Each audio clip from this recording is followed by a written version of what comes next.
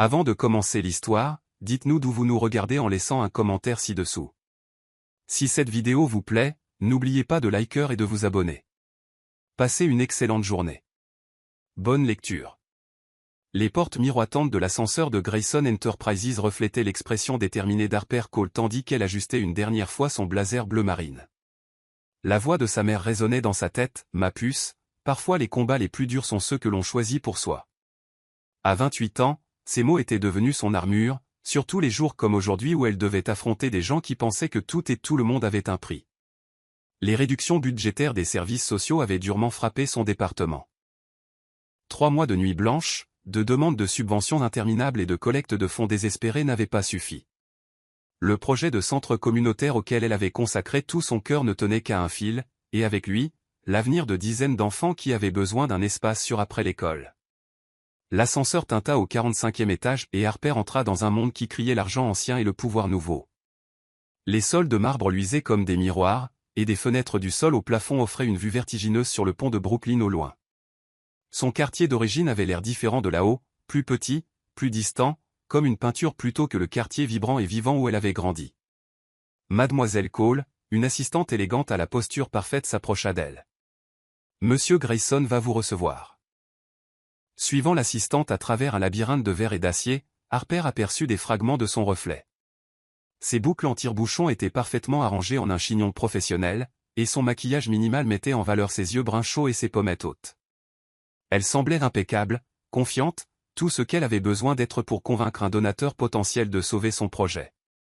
L'assistante ouvrit une lourde porte en bois, et le cœur d'Harper manqua un battement. Gideon Grayson se tenait près de la fenêtre, sa haute silhouette découpant une silhouette imposante sur le skyline de Manhattan. À plus d'1,80 m, il dominait l'espace, non seulement physiquement, mais avec une aura de contrôle absolu. Lorsqu'il se retourna, ses yeux gris-bleus l'évaluèrent avec la précision d'un maître d'échecs analysant son prochain coup. Mademoiselle Cole, sa voix était grave, cultivée, avec juste assez de chaleur pour être polie, mais pas assez pour être accueillante. « Je vous en prie, asseyez-vous. » L'odeur du parfum boisé de Tom Ford la rejoignit avant qu'elle n'ait fait 3 pas dans la pièce. C'était sophistiqué, cher, et d'une certaine manière à la fois invitant et intimidant, tout comme celui qui le portait. Harper prit le siège offert, remarquant à quel point son costume sur mesure Tom Ford correspondait à la détermination d'acier dans ses yeux. « Monsieur Grayson, merci de m'avoir accordé un entretien. Je sais que votre temps est précieux. 5 millions de dollars. » Harper cligna des yeux, son discours soigneusement préparé mourant sur ses lèvres. « Pardon ?» Gideon Grayson fit le tour de son bureau massif, chaque mouvement délibéré et gracieux. Il déboutonna sa veste de costume, un signe de nervosité qu'elle remarquerait de nombreuses fois à l'avenir, et s'assit en face d'elle. « 5 millions de dollars, répéta-t-il, sa voix stable. C'est mon offre. Non pas pour votre projet de centre communautaire, mademoiselle Cole. Pour vous. » La pièce se fit soudain trop chaude, trop petite. Les doigts d'Harper se crispèrent sur son portfolio. « Je ne comprends pas, c'est très simple. » Il se pencha en arrière, l'étudiant avec ses yeux troublants. « J'ai besoin d'une compagne pour le gala annuel du Metropolitan Museum le mois prochain. Quelqu'un d'intelligent, de beau, et surtout, de sincère. Quelqu'un qui ne soulève pas de sourcils ou de questions parmi mes investisseurs les plus traditionnels. » Un rire monta dans la gorge d'Harper. Vif, incrédule. « Monsieur Grayson, je suis une travailleuse sociale, pas une escort girl. Je ne cherche pas une escort girl. » Son expression resta impassible, mais quelque chose vacilla dans ses yeux. De l'agacement? De l'intérêt? Je cherche un arrangement d'affaires. Une soirée, pas d'attente romantique, aucune obligation. Juste votre présence, votre conversation et votre discrétion. Harper se leva, sa chaise raclant le sol. Je pense qu'il y a un malentendu. Je suis venu ici pour discuter du financement d'un programme pour la jeunesse qui pourrait changer des vies, pas pour. 5 millions de dollars pourraient changer beaucoup de vies, mademoiselle Cole. Sa voix était douce maintenant, presque hypnotique. Combien d'enfants votre centre pourrait-il aider avec ce genre de financement? Combien de familles pourraient en bénéficier? Tout ça pour une soirée de votre temps? Le pire, c'est qu'il avait raison. 5 millions de dollars ne sauveraient pas seulement son projet actuel, mais pourrait financer des projets d'expansion dont elle n'avait fait que rêver, des programmes parascolaires, des services de soutien psychologique, une formation professionnelle pour les parents, tout ce pourquoi elle s'était battue au cours des 5 dernières années. Pourquoi moi? La question sortit avant qu'elle ne puisse la retenir. Gideon se leva, se dirigeant vers une armoire où une carafe en cristal attrapait la lumière de l'après-midi. Parce que vous êtes vrai. Il se servit une mesure de liquide ambré. Mon monde est plein de gens qui jouent un rôle, mademoiselle Cole. Vous entrez ici directement des tranchées du travail social, portant vos convictions comme une armure. Ce genre d'authenticité est rare. Et cher, apparemment. Les mots eurent un goût amer dans sa bouche. Il sourit alors, une petite courbure presque imperceptible de ses lèvres. Tout a un prix. La question est de savoir si nous sommes prêts à le payer. Il désigna la carafe. Vous buvez? Non, merci. Harper ramassa ses affaires, essayant d'ignorer comment ses mains tremblaient légèrement. Monsieur Grayson, j'apprécie votre offre unique, mais je crains de devoir la refuser. Elle était presque à la porte quand sa voix l'arrêta. Les enfants pour l'avenir desquels vous vous battez, se soucient-ils de votre fierté, mademoiselle Cole? La main d'Harper se figea sur la poignée. Le parfum de son coco mademoiselle se mêla à son boisé dans l'air entre eux, créant une atmosphère étrangement intime qu'elle n'avait pas remarquée auparavant. Réfléchissez poursuivit-il. Vous avez jusqu'à vendredi pour décider. Après cela, je devrais prendre d'autres dispositions. Elle ne se retourna pas, ne se faisant pas assez confiance pour le regarder à nouveau. Au revoir, monsieur Grayson. La porte se referma derrière elle avec un doux clic, mais le cœur d'Harper continua de tambouriner dans sa poitrine jusqu'au hall. Dehors, l'air printanier lui frappa le visage comme un réveil. Elle marcha 3 pâtés de maison avant que ses jambes ne cessent de trembler assez pour héler un taxi. Ce soir-là, dans son petit appartement de Brooklyn, Harper s'assit près de la fenêtre, regardant le coucher de soleil peindre la ville dans des nuances d'or et de rose. La vieille collection de jazz de sa mère jouait doucement en arrière-plan, Miles Davis, parce qu'elle avait besoin de quelque chose pour apaiser son âme. Elle sortit son journal en cuir usé, une habitude qu'elle avait depuis l'université. La page blanche la regardait, attendant qu'elle donne un sens aux événements de la journée. 5 millions de dollars, murmura-t-elle à la pièce vide, les chiffres semblant irréels sur sa langue. La fierté ou le but? Les principes ou le pragmatisme? Les questions tourbillonnaient dans son esprit tandis qu'elle regardait les lumières de la ville s'allumer une par une, comme des étoiles naissant dans un ciel urbain. Elle avait jusqu'à vendredi pour se décider, mais quelque part au plus profond d'elle, au-delà de tous ces murs de principes et de bienséance soigneusement construits, Harper savait déjà quelle serait sa réponse. La question n'était pas de savoir si elle accepterait l'offre de Gideon Grayson. La question était ce que cela lui coûterait non pas en dollars, mais en morceaux de son âme. Le tonnerre roula sur le ciel de Brooklyn alors qu'Harper fixait l'écran de son ordinateur portable, le tableau budgétaire se brouillant devant ses yeux fatigués. 3 jours s'étaient écoulés depuis la proposition de Gideon Grayson, et elle s'était enterrée dans le travail, essayant de trouver des solutions alternatives. Mais les chiffres ne mentaient pas sans un financement majeur.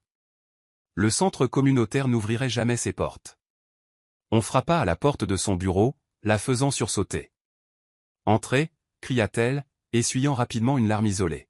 « Dis donc, tu as l'air de ne pas avoir dormi depuis des jours. » Lila Torres, sa plus proche amie et collègue travailleuse sociale, entra, portant 2 tasses de café fumantes. Sa robe jaune vive contrastait fortement avec le temps maussade à l'extérieur. « Raconte. Qu'est-ce qui te tracasse ?» Harper accepta le café avec reconnaissance, inhalant le riche arôme. « Tu ne me croirais pas si je te le disais. » « Essaie-moi. » Lila se percha sur le bord du bureau, ses yeux sombres inquiets. « C'est à propos de la réunion avec Grayson, n'est-ce pas? Est-ce que ce PDG à la cuillère en argent nous a rembarrés? » Pas exactement. Harper prit une profonde inspiration, le café réchauffant ses mains. « Il m'a offert 5 millions de dollars. » Les sourcils de Lila se levèrent. « C'est incroyable. Alors pourquoi tu as l'air de quelqu'un de mort? » Parce que ce n'est pas pour le centre, du moins pas directement.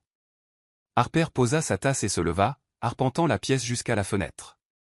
En bas, des enfants jouaient au basket-ball sur le terrain de la communauté, imperturbables malgré le temps menaçant. Il veut que je sois sa cavalière pour un gala chic. Attends une minute. La tasse de café de Lila heurta le bureau. Gideon Grayson, le célibataire le plus éligible de New York, t'a offert 5 millions de dollars pour être sa petite amie? Ce n'est pas comme ça. Il dit que c'est strictement pour le business. Il a besoin de quelqu'un de sincère pour impressionner ses investisseurs. Harper se tourna vers son ami. Mais ça me semble mal, Lila. Comme si je me vendais. Ou comme si tu étais intelligente et que tu utilisais son privilège pour aider nos enfants. La voix de Lila s'adoucit. Tu te souviens de Matteo? Le gamin qui a quitté le foyer l'année dernière? Harper hocha la tête. Matteo avait été l'une de leurs réussites, il allait maintenant à l'université. Il m'a dit un jour que la fierté ne te garde pas au chaud la nuit. Parfois, il faut jouer le jeu pour le changer. Avant qu'Harper ne puisse répondre, son téléphone vibra. Un numéro inconnu s'afficha sur l'écran. Harper Cole à l'appareil. Mademoiselle Cole. La voix grave de Gideon envoya un frisson inattendu le long de sa colonne vertébrale. J'espère que vous avez eu le temps d'examiner mon offre. Elle vit son reflet dans la fenêtre des yeux fatigués, un menton déterminé. Oui. Et j'ai des conditions. Une pause, puis un léger rire. Je n'attendais rien de moins. Dîner ce soir. 20h, le Bernardin. Nous pourrons discuter des termes. Monsieur Grayson. Gideon. S'il vous plaît. Si nous allons être vus ensemble, nous devrions au moins être sur un pied d'égalité. Après avoir raccroché, Harper se tourna pour trouver Lila souriante. Ma puce, tu ferais mieux de me laisser t'aider à te préparer. 6 heures plus tard, Harper entra dans le Bernardin, le cœur battant sous sa robe de cocktail bleu marine préférée. Le maître d'hôtel la conduisit à travers l'élégant restaurant jusqu'à une salle à manger privée où Gideon l'attendait. Il se leva à son entrée, et pendant un instant, quelque chose vacilla dans ses yeux, de l'appréciation. Ou peut-être de la surprise. Son costume Tom Ford était impeccable, comme toujours. Mais ce soir, il y avait quelque chose de différent chez lui. Un soupçon de vulnérabilité sous l'extérieur poli. Vous êtes éblouissante, dit-il simplement, tirant sa chaise. Merci. Elle s'assit, attentive à maintenir son sang-froid. Devons-nous discuter des termes? Toujours direct au but. Il sourit, lui versant un verre de vin. Très bien. Vos conditions? L'argent va directement au centre par les canaux légaux appropriés. Je veux que tout soit transparent et honnête. Fait. Il n'hésita même pas, quoi d'autre? Aucun contact physique au-delà de ce qui est nécessaire pour les apparences. Aucune implication d'intimité. Naturellement. Ses yeux gris-bleus la tinrent captive. Bien que vous devriez savoir qu'il pourrait y avoir de la danse au gala. Je peux gérer une valse, monsieur Grayson. Gideon, la corrigea-t-il doucement. Et je suis sûr que tu peux gérer beaucoup de choses, Harper. C'est précisément pour cela que nous sommes ici.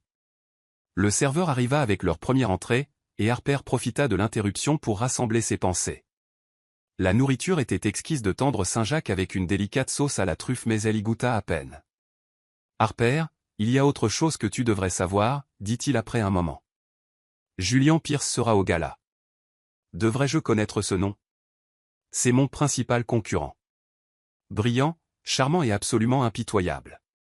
La mâchoire de Gideon se serra. Il a l'habitude de prendre les choses qui m'intéressent. Je ne suis pas une chose à prendre, Gideon. Ses yeux s'adoucirent légèrement. Non, tu ne le es pas. Mais Julian ne le verra pas de cette façon. Il te verra comme un moyen de m'atteindre. Alors pourquoi inviter cette complication? Il y a sûrement d'autres événements. Parce que ce gala est l'endroit où les décisions sont prises. Les alliances sont formées. L'avenir de mon entreprise pourrait dépendre de l'impression que nous ferons. Le poids de ces mots s'abattit sur elle. Il ne s'agissait pas seulement d'apparence. Il s'agissait de pouvoir, d'influence et de jeu qu'elle ne comprenait pas entièrement. Parle-moi de lui, dit-elle finalement. Imagine un serpent portant du Dior sauvage et un sourire à $1 million. Il essaiera de te charmer, de te faire douter de tout ce qui concerne moi et cet arrangement. Tu ne me fais pas confiance? Je ne lui fais pas confiance. Gideon se pencha en avant, son parfum taquinant ses sens. Julian a un talent pour trouver les faiblesses des gens. Et en ce moment, Harper, tu pourrais être la mienne. L'aveu resta en suspens entre eux, lourd d'implications qu'aucun des deux n'était prêt à explorer. Pourquoi tu me dis ça? Parce que tu mérites de savoir dans quoi tu t'engages. Il se rassit, signalant une autre bouteille de vin. Et parce que je soupçonne que tu es comme moi, tu préfères affronter tes batailles avec les yeux ouverts.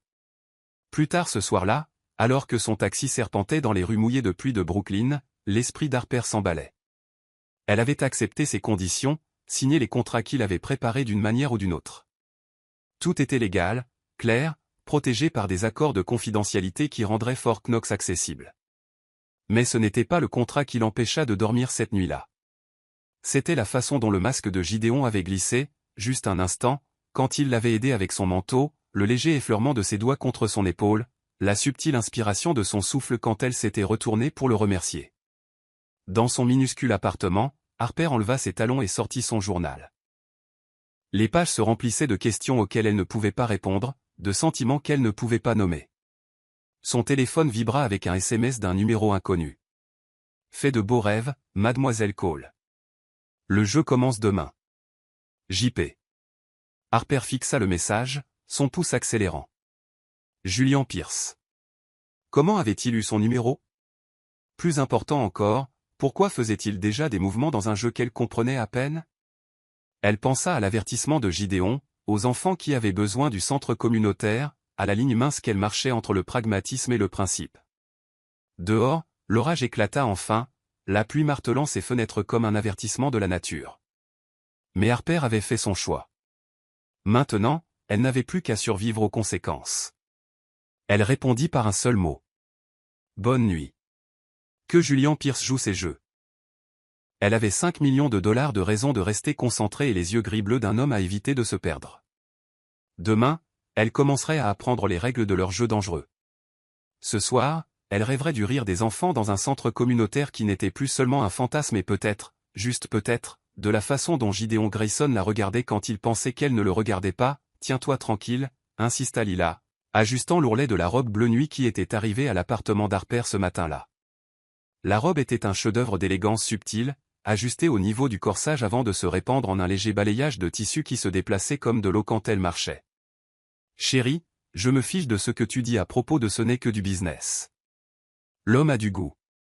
Harper étudia son reflet dans le miroir en pied, se reconnaissant à peine. La robe lui allait parfaitement, comme si elle avait été conçue spécifiquement pour ses courbes. Une note avait accompagné la livraison. Pour la répétition de ce soir, les mots lui tordaient encore l'estomac. Gideon avait insisté pour qu'ils assistent à un dîner de charité plus petit avant le gala pour établir leur dynamique en public. 3 jours de coaching intensif sur les protocoles sociaux de la haute société lui avaient fait tourner la tête avec des règles sur tout, de la sélection du vin au sujet de conversation. Tu cogites trop, observa Lila, arrangeant les boucles d'Harper en un chignon élégant. Je le vois dans tes yeux. J'ai l'impression de me préparer pour une mission d'infiltration, pas pour un dîner. Harper toucha les délicates boucles d'oreilles en diamant, une autre livraison de Gideon. Et si je me rate? Tu ne te rateras pas, Lila recula, admirant son travail. Souviens-toi juste de ce que ta maman disait toujours, garde la tête haute, et laisse-les se demander ce que tu sais qu'ils ne savent pas. Un léger coup à la porte les interrompit. Le chauffeur de Gideon était à l'heure. Le restaurant, un lieu exclusif dans l'Upper Manhattan, brillait de chaleur contre le ciel. Gideon l'attendait à l'entrée, sa haute silhouette d'une élégance impossible dans un costume noir qui coûtait probablement plus cher que le salaire annuel d'Harper. Quand il la vit, quelque chose changea dans son expression, un adoucissement autour des yeux qui lui coupa le souffle. Tu es, il marqua une pause, cherchant ses mots. Point parfaite. Merci. Elle accepta son bras, notant à quel point il s'accordait naturellement. Bien que je pense toujours que ce dîner de répétition est excessif. Dans mon monde, rien n'est excessif quand il s'agit de préparation. Il la laissa entrer, sa main chaude contre le bas de son dos. De plus, je pensais que tu pourrais apprécier un essai avant de te jeter au loup. Le maître d'hôtel les guida vers une table d'angle privée avec une vue sur le restaurant et la ville au-delà. Gideon tira sa chaise avec une grâce habituelle, et Harper capta une odeur de son parfum, ce parfum maintenant familier qui la rendait à la fois alerte et à l'aise. Du vin, offrit-il, étudiant la liste. Choisis. Apparemment, c'est plus approprié pour notre histoire. Un léger sourire se forma sur ses lèvres. Tu apprends vite.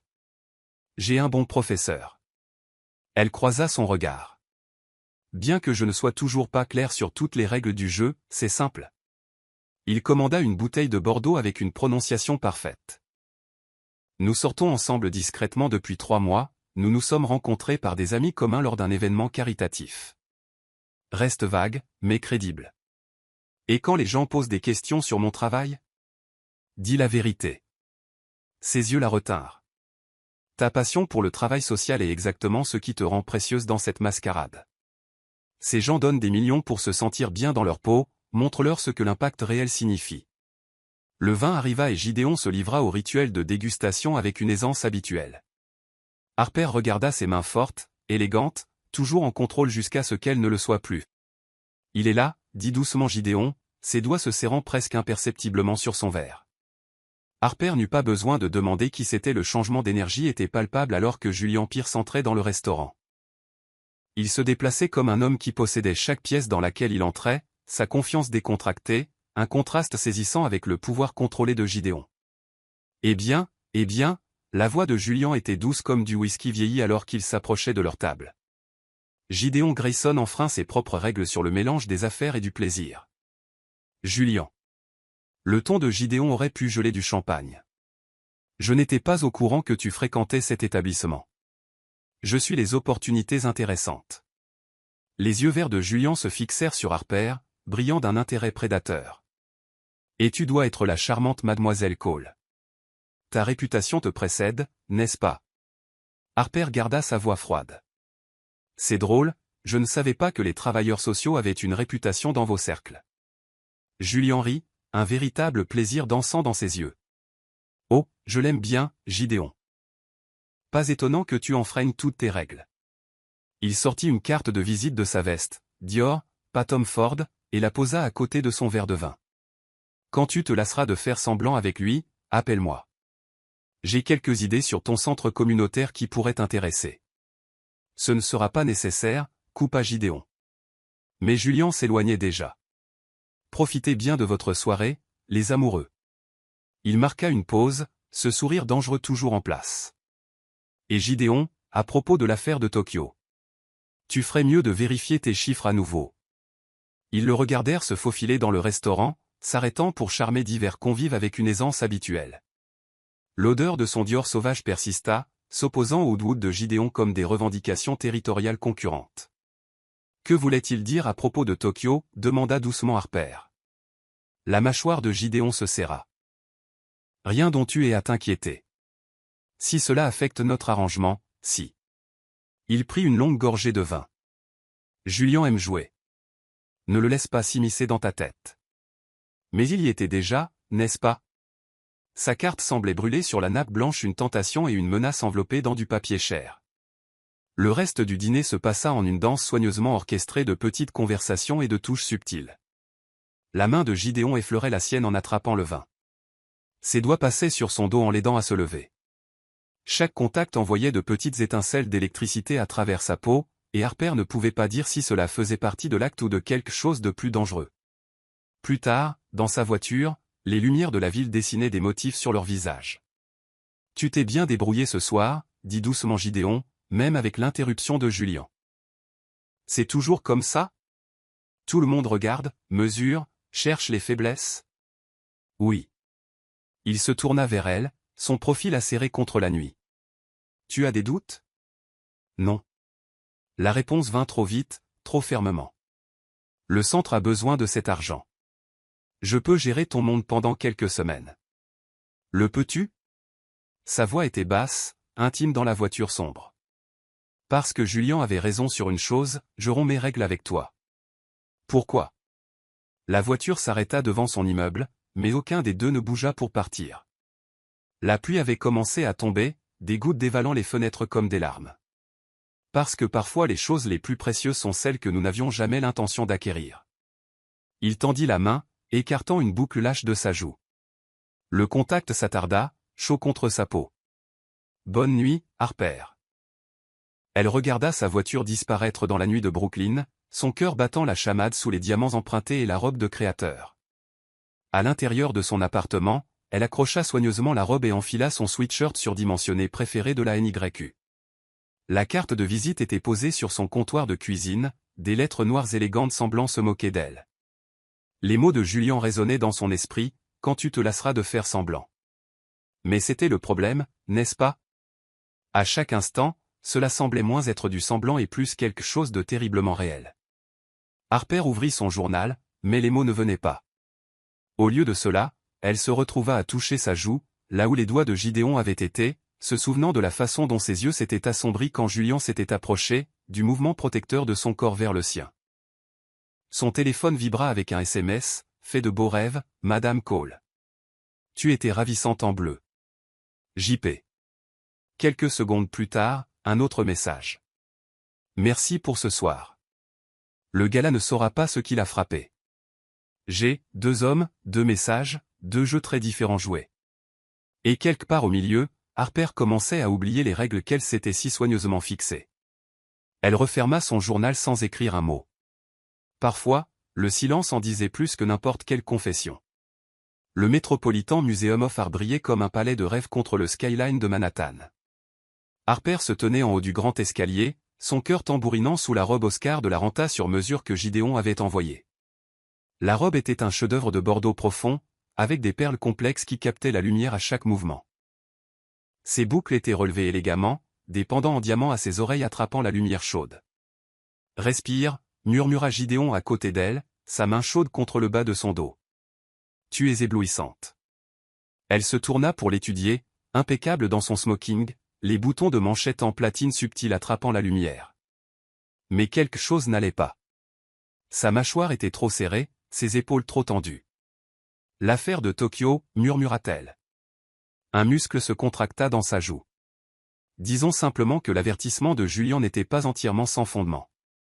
Avant qu'elle ne puisse en dire plus, ils furent emportés dans le gala. Le grand hall avait été transformé en quelque chose tout droit sorti d'un conte de fées, avec des lustres en cristal projetant une lumière dorée sur l'élite de New York. L'air était lourd de parfums coûteux, de jeux de pouvoir et de secrets. Gideon, une élégante femme d'une 60aine d'années, dégoulinant de diamants de famille, s'approcha. « Tu nous as caché des choses, chérie. Qui est cette créature enchanteresse ? » Madame Langston. Le sourire de Gideon était parfait, rodé. « Permettez-moi de vous présenter Harper Cole.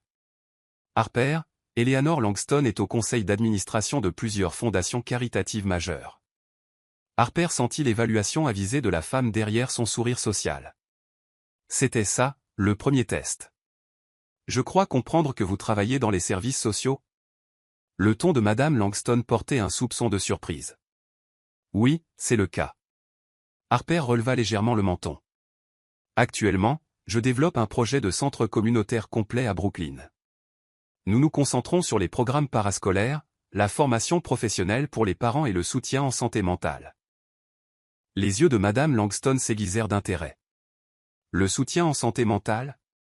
C'est devenu un problème assez pressant, n'est-ce pas ? Dites-moi en plus. » Pendant les 20 minutes suivantes, Harper se retrouva dans une discussion intense sur les stratégies d'intervention communautaire. Elle pouvait sentir Gideon la regarder, de la fierté et quelque chose d'autre vacillant dans ses yeux. « Magnifique, n'est-ce pas ?» Une voix familière coupa leur conversation. Julian Pierce apparut comme par magie, dévastateur dans un smoking bleu nuit. « Madame Langston, j'espère que cela ne vous dérange pas si j'emprunte cette vision pour une danse. » Avant que quiconque ne puisse s'y opposer, Julian avait entraîné Harper sur la piste de danse, son parfum Dior sauvage l'enveloppant comme un avertissement séduisant. « Tu es très élégante, mademoiselle Cole », sa main était ferme sur sa taille alors qu'il valsait, bien que je soupçonne que notre ami Gideon y est pour quelque chose. « Que voulez-vous, monsieur Pierce ? » Direct. « J'aime ça. » Ses yeux verts brillaient. « Et si je te disais que je pourrais offrir à ton centre le double de ce que Gideon offre ? Sans condition, sans fausse relation ?» Le pas d'Harper vacilla légèrement. « Pourquoi ferais-tu ça ? » Parce que regarder Gideon perdre quelque chose qu'il veut vaudrait chaque centime. Le sourire de Julian était tranchant comme un rasoir. « Tu vois, je sais quelque chose sur l'affaire de Tokyo qui va le détruire. D'ici la semaine prochaine, Grayson Enterprises sera en chute libre, et toi, tu seras un dommage collatéral. » Tu mens. Est-ce que je mens? Il la fit tournoyer élégamment, la rapprochant. Vérifie ton téléphone. Je viens de t'envoyer la preuve. La musique se termina, et Julien s'inclina avec une courtoisie exagérée. Pense Y. Belle. TikTok. Harper se dirigea vers les toilettes pour dames, ses mains tremblant alors qu'elle vérifiait son téléphone. Les documents que Julien avait envoyés lui glacèrent le sang des mémos internes, des projections financières, tout pointant vers une fraude massive dans l'expansion de Grayson Enterprises à Tokyo. Quand elle en sortit, Gideon l'attendait. Tout va bien? Il faut qu'on parle. Elle attrapa son bras, le tirant vers une alcôve tranquille. L'affaire de Tokyo, il y a quelque chose qui ne va pas avec les chiffres, n'est-ce pas? Son visage devint immobile. Qu'est-ce que Julien t'a dit? Il m'a montré des documents, Gideon. Si c'est vrai, ce n'est pas ce que tu penses. Il passa une main dans ses cheveux, ce signe de nervosité qu'elle avait appris à reconnaître. La divergence dans les chiffres. J'ai essayé de trouver d'où vient la fuite. Quelqu'un à l'intérieur de mon entreprise travaille avec Julien. Pourquoi tu ne m'as rien dit? Parce que cela n'était pas pertinent pour notre arrangement. Sa voix devint froide. À moins que tu n'envisages l'offre de Julien. L'accusation la piqua. N'ose pas. J'ai accepté ça parce que je croyais en ce que l'argent pouvait faire pour mes enfants. Mais si cet argent vient de la fraude? Gideon s'approcha, son parfum l'entourant. Tout ce que j'ai construit, tout ce que je suis, est basé sur un principe. Je ne triche pas. C'est Julien qui joue à des jeux. Leurs yeux se verrouillèrent, l'électricité crépitant dans le petit espace entre eux. Pendant un instant, Harper pensa qu'il allait l'embrasser, voulut qu'il l'embrasse. Malgré tout, une gorge se racla derrière eux. Ils se retournèrent pour trouver Madame Langston qui les regardait avec des yeux avisés. Désolé de vous interrompre, chérie, mais Gideon, le directeur, vous cherche. Quelque chose à propos de l'annonce de Tokyo. Le visage de Gideon se durcit. Bien sûr. Harper, tu y vas. Elle se força à sourire. Je vais bien. Mais alors qu'elle le regardait s'éloigner, les mots de Julien résonnaient dans son esprit, dommage collatéral. L'heure suivante passa dans un flou de sourires forcés et de conversations prudentes. Harper se retrouva sur le balcon, ayant besoin d'air, quand une agitation éclata à l'intérieur. À travers les portes vitrées, elle vit Gideon et Julien dans ce qui semblait être une discussion animée, entourés de membres du conseil d'administration inquiets. Son téléphone vibra. Le temps est écoulé. Belle. Regarde le feu d'artifice. JP. Quelques secondes plus tard, tous les téléphones de la pièce semblèrent sonner en même temps. Les documents de Tokyo avaient été divulgués à la presse. Harper regarda avec horreur le monde de Gideon s'effondrer en temps réel. Son visage était un masque de fureur contrôlé alors qu'il parlait avec les membres du conseil, ses mains serrées sur ses côtés. Lorsque leurs regards se croisèrent à travers la pièce, elle vit quelque chose qu'elle ne s'était jamais attendue à voir sur le visage de Gideon Grayson, la peur. Non pas du scandale, ni des implications financières, mais de la peur de la perdre. Elle prit sa décision à ce moment-là. Au diable les contrats et les arrangements. Il ne s'agissait plus d'argent. Harper Cole allait sauver Gideon Grayson, qu'il veuille son aide ou non. Se déplaçant à travers la foule, elle croisa le regard de Julien. Il leva sa coupe de champagne dans un simulacre de toast, ce sourire prédateur toujours en place. Qu'il joue ses jeux. Elle avait appris des meilleurs. La nuit n'était pas encore terminée, et elle non plus. L'aube se leva sur Manhattan, peignant le ciel dans des nuances de rose et d'or qui semblaient obscènement belles compte tenu du chaos des 12 dernières heures. Harper n'avait pas dormi. Sa robe Oscar de la Renta était drapée sur une chaise dans le bureau pentouse de Gideon, remplacée par des vêtements de son kit d'urgence que Lila avait insisté pour qu'elle garde au travail, un pantalon noir et une simple blouse qui ressemblait à une armure dans cette forteresse de verre et d'acier. Tiens. Gideon lui tendit une tasse de café frais. Sa cravate était desserrée, sa veste enlevée il y a des heures. Des cernes sombres ombrageaient ses yeux, mais sa voix restait stable. La réunion du conseil commence dans 1 heure. As-tu regardé les fichiers que j'ai trouvés? Harper désigna son ordinateur portable, où elle avait passé la nuit à analyser des années de dossiers financiers. Son expérience dans le travail social lui avait donné un avantage inattendu. Elle était habituée à trouver des modèles dans le chaos, à suivre des pistes que d'autres pourraient manquer. Oui. Il s'appuya contre son bureau, passant une main dans ses cheveux ébouriffés. Mais je ne comprends toujours pas pourquoi tu fais ça. Le contrat est annulé maintenant. Le scandale a tué toute chance que le gala serve son but. Harper posa son café, croisant ses yeux fatigués. Tu penses vraiment que c'est pour ça que je suis ici? Quelque chose vacilla sur son visage, de la vulnérabilité. De la surprise. De la peur. Pourquoi es-tu ici, Harper? Avant qu'elle ne puisse répondre, la porte de son bureau s'ouvrit en grand. Une équipe d'avocats et de cadres entra en trombe, menée par Victor Ramsay, le directeur financier de Grayson Enterprises. Son visage était livide. La presse se déchaîne, annonça Victor, jetant une tablette sur le bureau. Les titres criaient à la fraude et à la corruption. Julian Pierce va faire une déclaration dans 1 heure. Bien sûr qu'il le fait. La voix de Gideon était glaciale. Il a orchestré tout ça. J'ai trouvé quelque chose. Harper se leva, affichant des fichiers sur l'écran principal. Les chiffres de Tokyo ne correspondent pas, mais pas de la manière dont les documents de Julian le suggèrent. Regardez ces transactions. La pièce se tut tandis qu'elle les guidait à travers sa découverte. Des centaines de petites divergences, toutes pointant vers une seule conclusion. Quelqu'un a manipulé les livres bien avant l'affaire de Tokyo. Ces modèles, expliqua-t-elle, en mettant en évidence des entrées spécifiques. Ils sont similaires à ceux que nous voyons dans les cas d'abus financiers. Quelqu'un a siphonné des fonds, mais il fait passer cela pour une fraude systématique pour faire couler la réputation de l'entreprise. Le visage de Victor devint gris. Les eurodatages de ces transactions, elles se sont toutes produites pendant les fenêtres de maintenance du système, quand seuls les hauts responsables de l'informatique et des finances auraient accès. Gideon termina, ses yeux se rétrécissant, comme vous, Victor.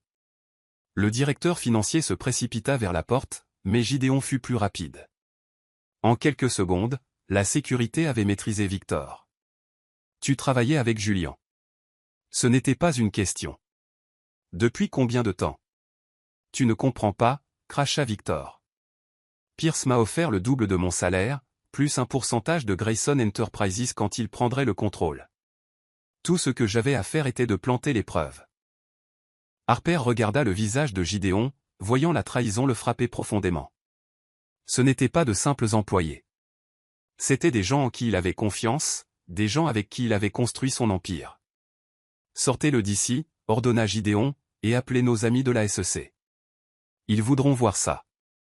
Alors que la pièce se vidait, l'épuisement frappa Harper comme une vague. Elle avait fonctionné à l'adrénaline et au café, poussée par quelque chose qu'elle n'était pas prête à nommer. Tu es remarquable.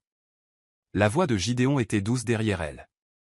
J'ai une équipe d'analystes financiers qui a manqué ce que tu as trouvé en 1 nuit. Je suis doué pour voir les modèles. Dans mon travail, manquer des détails peut signifier qu'un enfant reste dans une situation dangereuse. Elle se tourna vers lui, mais tu n'as toujours pas répondu à ma question du gala. Pourquoi tu ne m'as rien dit à propos de la situation de Tokyo? Il s'approcha, assez près pour qu'elle puisse sentir son parfum fané maintenant, mais toujours distinctement lui, parce que j'ai passé toute ma vie à garder les gens à distance. C'est plus sûr comme ça. Pas d'attachement, pas de vulnérabilité. Comment ça fonctionne pour toi? Un fantôme de sourire toucha ses lèvres. Pas aussi bien que je l'espérais, surtout depuis qu'une certaine travailleuse sociale est entrée dans mon bureau et a tout bouleversé. Le soleil du matin traversait les fenêtres, attrapant les subtiles mèches dorées dans ses cheveux. Harper était soudainement très consciente de la proximité à laquelle il se tenait, de l'électricité qui semblait crépiter dans l'air entre eux. Gideon, commença-t-elle, mais son téléphone vibra avec une alerte d'actualité. Julian Pierce était à la télévision en direct, l'air soigné et concerné alors qu'il parlait d'allégations troublantes chez Grayson Enterprises. Ce serpent, la mâchoire de Gideon se serra. Il essaie de prendre de l'avance sur l'histoire. Alors battons-le à son propre jeu. Harper sortit son téléphone, composant un numéro familier. Lila, tu te souviens de ce journaliste avec qui tu sortais l'été dernier? Celui du Wall Street Journal? On a besoin d'une faveur. En quelques heures, la véritable histoire éclata des preuves de détournement de fonds de Victor, son lien avec Pierce Industries, le plan élaboré pour déstabiliser Grayson Enterprises. Tout est venu à la lumière. La conférence de presse de Julian, soigneusement conçue, a échoué de manière spectaculaire. Au coucher du soleil, les actions de Grayson Enterprises s'étaient stabilisées. Le conseil d'administration a émis une déclaration de confiance totale dans le leadership de Gideon, et l'affaire de Tokyo était sauvée. Harper se tenait aux fenêtres du bureau, regardant les lumières de la ville s'allumer. Son corps était endolori par l'épuisement, mais son esprit s'emballait toujours. « Dîne avec moi », dit soudainement Gideon. Elle se retourna, surprise. « Quoi ? Pas dans le cadre d'un contrat, pas pour le spectacle. » Il s'approcha, et cette fois il n'y avait aucune hésitation dans sa voix. « Dîne avec moi, parce que je veux te connaître, la vraie toi, pas la version que j'ai essayé d'acheter. Je porte toujours le maquillage d'hier, je n'ai pas dormi depuis 36 heures, et je suis à peu près sûr que mes cheveux défient la gravité à ce stade. Tu es magnifique. » Les mots étaient simples, sincères. « Et tu as sauvé tout ce que j'ai construit. Laisse-moi te remercier correctement. » Je ne l'ai pas fait pour être remercié. Je sais. Sa main trouva la sienne, leurs doigts s'entremêlant naturellement. C'est exactement pour ça que je te le demande. Avant qu'elle ne puisse répondre, son téléphone sonna avec un SMS. Ce n'est pas fini, ma belle. La première manche est pour toi, mais je joue le jeu sur le long terme. JP. Gideon lut le message par-dessus son épaule, sa prise se resserrant sur sa main. Il ne s'arrêtera pas, bien. Harper rencontra son regard surpris avec un sourire. Parce que nous non plus. Nous. Oui, nous. Elle serra sa main. Mais d'abord, j'ai besoin d'une douche, de vêtements propres et d'environ 12 heures de sommeil. Après ça, un dîner semble parfait. Il rit un vrai rire, chaleureux et sans garde. Je peux travailler avec ça. Alors qu'il descendait en ascenseur jusqu'à sa voiture, Harper pensa à tout ce qui avait changé en quelques jours seulement. Elle était entrée dans cet immeuble, espérant sauver son centre communautaire. Au lieu de cela, elle s'était retrouvée empêtrée dans des intrigues d'entreprise, des scandales à plusieurs millions de dollars et quelque chose qui ressemblait dangereusement à de l'amour. Son téléphone vibra à nouveau, Lila, cette fois. « Chérie, tu es partout dans les infos. Appelle-moi dès que tu peux. PS, est-ce que ça veut dire que tu gardes les robes de créateur ?» Harper sourit, se penchant légèrement contre la chaleur solide de Gideon à côté d'elle. Les robes étaient la chose la moins intéressante qu'elle ait tirée de cet arrangement, mais c'était une histoire pour un autre jour. Tu ne peux pas être sérieuse. Harper fixa la couverture du magazine affiché sur l'ordinateur de son bureau. La photo la montrait, elle et Gideon, quittant son immeuble de bureau le matin après le gala, sa main protectrice sur son dos. Le titre disait « L'amour triomphe à Wall Street, la romance derrière le salut de Grayson Enterprises ». Lila se pencha par-dessus son épaule, souriant. « Ma puce, tu es belle pour quelqu'un qui n'a pas dormi depuis 36 heures. Mais plus important encore, raconte. Ça fait 2 semaines que le scandale est passé. Qu'est-ce qui se passe vraiment entre toi et Monsieur Grand, riche et beau ?» Harper ferma le navigateur mais ne put cacher son sourire. Les 2 dernières semaines avaient été inattendues. Après ce premier vrai dîner, où ils avaient parlé pendant des heures de tout, de leur enfance à leurs rêves, quelque chose avait changé entre eux. La fausse apparence était tombée, laissant quelque chose de brut et de sincère à sa place. « Nous y allons doucement, dit-elle. Nous apprenons enfin qui nous sommes sans contrat ni drame d'entreprise entre nous. » Doucement. Lila haussa un sourcil. C'est pour ça que tu viens au travail en rayonnant comme un sapin de Noël tous les matins. Avant qu'Harper ne puisse répondre, son téléphone vibra avec un SMS de Gideon. Libre pour le déjeuner ? Il y a quelque chose que je dois te montrer. Son cœur fit un petit bond. On remet l'interrogatoire à plus tard, demanda-t-elle à Lila. Le devoir m'appelle. Oh, c'est comme ça que tu appelles ça maintenant ? Harper attrapa son sac, ignorant ostensiblement le sourire complice de son ami. Dehors, la voiture de Gideon l'attendait au trottoir, mais il n'y était pas. Au lieu de cela, son chauffeur lui tendit une enveloppe contenant une adresse à Brooklyn et une simple note. « Rejoins-moi là-bas. » L'adresse la conduisit à un bâtiment délabré à quelques pâtés de maison de son bureau. Du ruban de construction jaune décorait l'entrée, et les fenêtres étaient recouvertes de papier brun. La confusion s'installa dans son estomac alors qu'elle vérifiait à nouveau l'adresse. « Qu'en penses-tu » La voix de Gideon vint de derrière elle.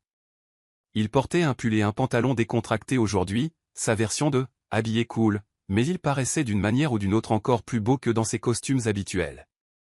D'un bâtiment abandonné? Ses yeux se rétrécirent. Ses yeux étincelèrent avec quelque chose qui ressemblait étrangement à de l'excitation. Regarde de plus près. Harper étudia à nouveau le bâtiment, notant son emplacement, sa taille, son potentiel. La réalisation la frappa comme un coup de foudre. C'est à 3 pâtés de maison du centre pour la jeunesse, souffla-t-elle. Distance de marche parfaite pour les programmes parascolaires. Les formalités ont été faites ce matin. Il sortit un trousseau de clés. C'est le tien, ou plutôt, c'est celui du centre communautaire. Considérez-le comme un investissement approprié dans l'avenir de la jeunesse de Brooklyn. L'émotion lui coupa le souffle. Ce n'était pas seulement un bâtiment, c'était tout ce dont elle avait rêvé pour ses enfants. Gideon, je ne peux pas, oui, tu le peux. Il s'approcha, son parfum l'enveloppant comme une caresse. Tu as sauvé mon entreprise, Harper. Laisse-moi t'aider à construire quelque chose aussi. Elle leva les yeux vers lui, voyant au-delà du puissant PDG l'homme qui l'avait observé, apprenant ses rêves sans même qu'elle s'en rende compte. Ce n'est pas parce que tu te sens obligé, n'est-ce pas? C'est parce que... Il fit une pause, quelque chose de vulnérable vacillant dans ses yeux. Parce que tu me donnes envie d'être meilleur, de faire mieux. Le baiser se produisit naturellement, comme respirer. Ses mains caressèrent son visage comme si elle était précieuse, fragile. Elle goûta le café, la menthe et la possibilité sur ses lèvres. Quand ils se séparèrent, son front reposa contre le sien. Dîne avec moi ce soir, il a murmuré. Chez moi, je veux te montrer autre chose. Encore plus de surprises. Toujours. Mais le destin, semble-t-il, avait d'autres plans. Cet après-midi-là, alors qu'Harper examinait les propositions de rénovation pour le nouveau bâtiment, Lila a fait irruption dans son bureau. Allume les infos maintenant. Le titre lui a glacé le sang, urge, Grayson Enterprises accusé de discrimination systématique dans ses projets immobiliers. Son téléphone a explosé de notifications, des emails divulgués, des statistiques falsifiées et des témoignages de sources anonymes dressant un tableau accablant de pratiques discriminatoires au sein de la division immobilière de Grayson. Au centre de tout cela se trouvait un visage familier, Julian Pierce, exprimant sa profonde préoccupation face aux allégations. Il pense que c'est n'importe quoi, a murmuré Harper en parcourant les rapports. J'ai vu les plans de développement de Gideon. Ils sont spécifiquement conçus pour prévenir la gentrification et protéger les communautés diversifiées. Peut-être, a dit Lila doucement, mais la perception est la réalité dans les médias, et en ce moment, la perception est moche. Le téléphone d'Harper a sonné. C'était la ligne privée de Gideon. Allume les infos, a-t-elle dit immédiatement. Je l'ai déjà vu. Sa voix était tendue, pleine d'une fureur contenue. C'est la vengeance de Julian. Il essaie de me frapper là où ça fait le plus mal, ma réputation d'éthique des affaires et mon centre communautaire, a réalisé Harper. Si Grayson Enterprises est accusé de discrimination, n'importe quelle connexion à un projet de services sociaux entacherait tout ce que tu essaies de construire. Il a expiré lentement. Je suis tellement désolé, Harper. Je n'ai jamais voulu t'entraîner là-dedans. Et elle a rendu sa voix ferme. On est dans le même bateau. Tu te souviens? Maintenant, dis-moi ce dont tu as besoin. Une pause, puis, viens à mon bureau. Apporte toute la documentation que tu as sur les projets de développement de Grayson dans les communautés minoritaires. On va riposter. J'arrive. Elle a raccroché et s'est tournée vers Lila. J'ai besoin de tous les contacts que tu as dans l'organisation communautaire. Si Julian veut parler de discrimination, montrons-lui à quoi ressemble le vrai soutien communautaire. Déjà en train de leur envoyer des messages. Les doigts de Lila volaient sur son téléphone. Mais ma belle, sois prudente. Les hommes comme Julian Pierce ne jouent pas franc jeu, moi non plus. Plus maintenant. Les quelques heures suivantes ont été un tourbillon d'activités. Harper s'est coordonné avec les leaders communautaires pendant que l'équipe de Gideon rassemblait des preuves des pratiques de développement éthique de Grayson Enterprises. Mais quelque chose la tracassait, un schéma dans les documents divulgués qui lui semblait familier. Elle examinait les images de vidéosurveillance du département informatique de Grayson quand elle l'a vu. Un visage familier entrant dans le bâtiment tard le soir, utilisant les anciens codes de sécurité de Victor Ramsay. « Je t'ai trouvé », a-t-elle murmuré, figeant l'image d'une femme qu'elle avait reconnue du gala, Serena Holt, l'assistante exécutive de Julien et l'ancienne fiancée de Victor. Son téléphone a vibré avec un message. Dîner annulé, j'imagine. Quel dommage. J'avais prévu quelque chose de spécial. JP. Un autre message a suivi immédiatement. Vérifie tes emails. Magnifique. Tu pourrais trouver le gros titre de ce soir intéressant. Les mains d'Harper ont tremblé en ouvrant son email. C'était là, la preuve que Julien avait tout orchestré, y compris le détournement de fonds de Victor. Mais il y avait autre chose en pièces jointes. Des photos d'elle et de Gideon prises au cours des 2 dernières semaines, des moments intimes qu'il pensait privés. Une menace claire. Elle a fixé son téléphone, la colère remplaçant la peur. Julien pensait pouvoir la menacer? Il n'avait aucune idée de ce dont elle était capable. Que le jeu commence, a-t-elle répondu par SMS. Le dîner de ce soir était peut-être annulé, mais Harper avait d'autres plans. Il était temps de montrer à Julian Pierce qu'il n'était pas le seul à pouvoir jouer le jeu sur le long terme. Et cette fois, elle avait quelque chose qu'il n'avait pas, un homme pour qui il valait la peine de se battre, et une cause qu'il valait la peine de protéger. Qu'il joue à ses jeux. Elle avait appris des meilleurs, après tout. La vraie question n'était pas de savoir si elle gagnerait. La question était ce que Julian perdrait dans le processus. Serena Holt avait des goûts chers en matière de café.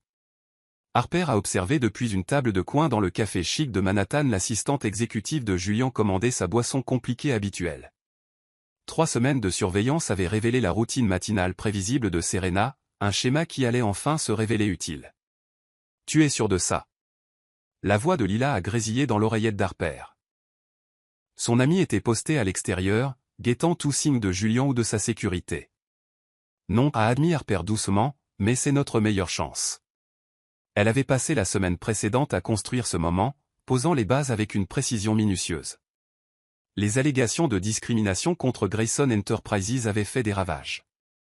Les prix des actions étaient en baisse, les leaders communautaires posaient des questions et la presse s'en donnait à cœur joie. Mais Harper avait appris quelques trucs sur les jeux de pouvoir. Elle s'est levée, lissant sa jupe crayon bleu marine, et s'est approchée de la table de Serena. « Je peux me joindre à vous ?» Le sourire parfaitement entretenu de Serena a vacillé. « Mademoiselle Cole, je ne pense pas que votre relation avec Victor Ramsay soit amenée à être révélée. » Harper s'est assise, posant une épaisse enveloppe sur la table, ou que quiconque remarquerait vos visites nocturnes chez Grayson Enterprises en utilisant ses codes de sécurité. La couleur a fui le visage de Serena. « Je ne sais pas de quoi vous parlez. » « Non. » Harper a glissé une photo sur la table, des images de vidéosurveillance, montrant Serena entrant dans le bâtiment la nuit avant que le scandale de Tokyo n'éclate. Parlons de loyauté, Serena, et de ce qui se passe quand on la place dans les mauvaises personnes. Pendant ce temps, à l'autre bout de la ville, Gideon avait une conversation d'un autre genre. La salle du conseil d'administration de Grayson Enterprises semblait plus froide que d'habitude alors qu'il faisait face à ses directeurs. Les allégations de discrimination sont sans fondement, a-t-il déclaré, sa voix portant l'autorité qui avait bâti son empire. Mais la perception est importante. C'est pourquoi j'ai convoqué cette réunion. Il a fait un signe de tête à son assistante, qui a distribué des dossiers à chaque membre du conseil. Ce sont les dossiers complets de chaque projet de développement de Grayson, des 5 dernières années, données démographiques, études d'impact communautaire, initiatives de préservation des entreprises locales, tout. C'est exhaustif, a noté Eleanor Langston, feuilletant les pages. Mais sera-ce suffisant pour contrer son récit? Gideon s'est permis un petit sourire. Ce n'est que le début. De retour au café, Harper a regardé l'émotion vaciller sur le visage de Serena. Julian va me détruire si je vous aide. Non. Harper s'est penché en avant. Il vous détruira quand vous ne serez plus utile, exactement comme il a fait avec Victor, exactement comme il a essayé de faire avec tous ceux qui lui font confiance. Elle a sorti son téléphone, montrant à Serena une autre série de photos, cette fois de Julian avec diverses femmes, toutes ressemblant étrangement à Serena elle-même. Vous n'êtes pas la première assistante qui l'a manipulée, a dit Harper doucement. Et vous ne serez pas la dernière, à moins que vous ne m'aidiez à l'arrêter. Les mains de Serena tremblaient autour de sa tasse de café. Qu'est-ce que vous voulez? Tout, les emails, les enregistrements, la preuve de la façon dont il a orchestré les 2 scandales. Je sais que vous gardez des dossiers, Serena. Les femmes intelligentes le font toujours. Une larme a glissé sur la joue de Serena. Il va s'en prendre à moi. Non, il ne le fera pas. Harper a traversé la table, serrant la main de l'autre femme. Parce que Gideon Grayson protège les siens, même ceux qui ont fait des erreurs. Quelques heures plus tard, Harper était assise dans le bureau pentouse de Gideon, regardant le soleil se coucher sur Manhattan. Les preuves que Serena avait fournies étaient accablantes, des années de manipulation de Julian, toutes méticuleusement documentées par une assistante qu'il avait sous-estimée. « Tu es incroyable », la voix de Gideon était douce alors qu'il la rejoignait à la fenêtre. Dangereuse, mais incroyable. Elle s'est tournée pour lui faire face, appréciant la façon dont les manches de sa chemise étaient retroussées. Sa cravate était desserrée après une journée de bataille. « Alors, tu as des doutes sur le fait de t'être impliqué avec moi. Seulement de ne pas l'avoir fait plus tôt. » Il s'est rapproché, son eau de colonne l'enveloppant comme une caresse. La conférence de presse est prévue pour demain matin. Une fois que nous aurons publié les preuves de Serena, Julian sera fini. Harper a hoché la tête, mais ce n'est pas ce qui te tracasse vraiment, n'est-ce pas? Gideon est resté silencieux un instant, ses yeux gris bleu troublés. Je t'ai regardé aujourd'hui, travaillant pour sauver mon entreprise, protéger Serena, te coordonner avec les leaders communautaires. Tu es extraordinaire, Harper, et je ne peux pas m'empêcher de me demander si je mérite tout ça. Et elle a levé la main, touchant doucement son visage. Tu n'es pas l'homme que Julian a essayé de dépeindre. J'ai vu ton cœur, Gideon, dans le centre communautaire, dans la façon dont tu as traité Serena, dans chaque moment tranquille où tu penses que personne ne regarde. Il a attrapé sa main, pressant un baiser sur sa paume. Reste avec moi ce soir. Les mots sont restés en suspens entre eux, lourds de sens. Il ne s'agissait plus de stratégie ou de scandale. Il s'agissait d'eux, des vrais, débarrassés de toute prétention.